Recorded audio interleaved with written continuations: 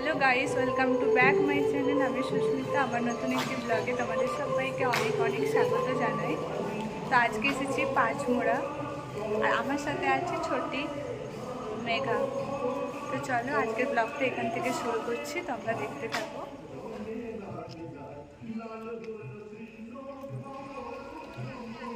এটা আমি অনেকবার ইউটিউবে ভিডিও দেখেছি এখানে, তো আমি কখনো আসিনি। তো এবারে দিদির বাড়ি এলাম, তো দিদির বাড়ি থেকে আমি মেঘার সাথে আর মাসিমার সাথে এলাম এখানে ঘুরতে। অনেক সকাল সকালই পৌঁছে গেছিলাম, তখন মানুষ সেরকম কিছু একটা ছিল না মন্দিরে। তারপর আস্তে আস্তে যদিও ভিড় জমা হয়, তোমরা দেখতেই পাবে। তো তখন যারা মন্দিরে কাজ করে তারা মন্দির পরিষ্কার করছে, যেহেতু পুজো হবে সেই জন্য।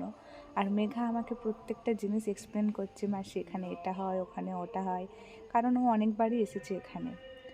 আর যেমন মায়াপুরে রাধাকৃষ্ণের মন্দির থাকে, ঠাকুরের নাম হয়, এখানেও সেরকমই হয়, আর প্রত্যেকটা জিনিস খুব সুন্দর।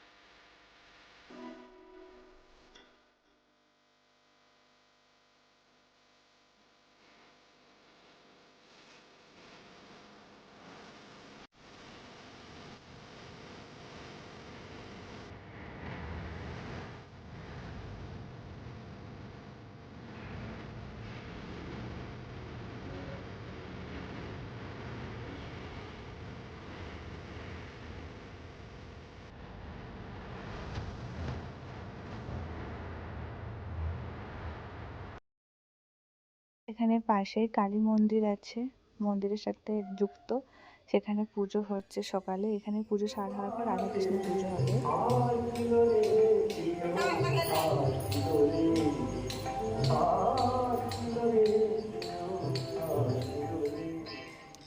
আর এখানে আছে রাম, লক্ষ্মণ, সীতা, হনুমানজির মন্দির। এখানে প্রত্যেক দিন পুজো হয়, আর কি সুন্দর করে প্রত্যেক দিন ঠাকুরকে এখানে সাজানো হয় ফুল দিয়ে।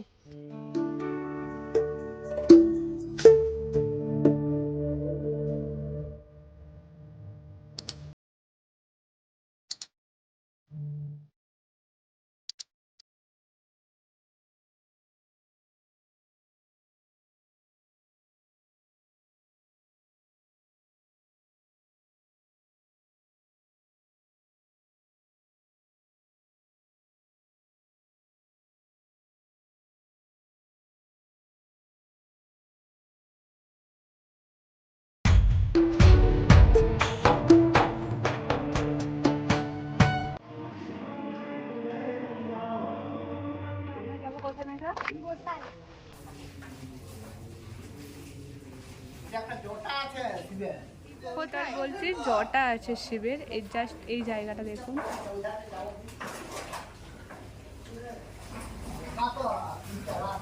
এখানে আছে শিবের জটা।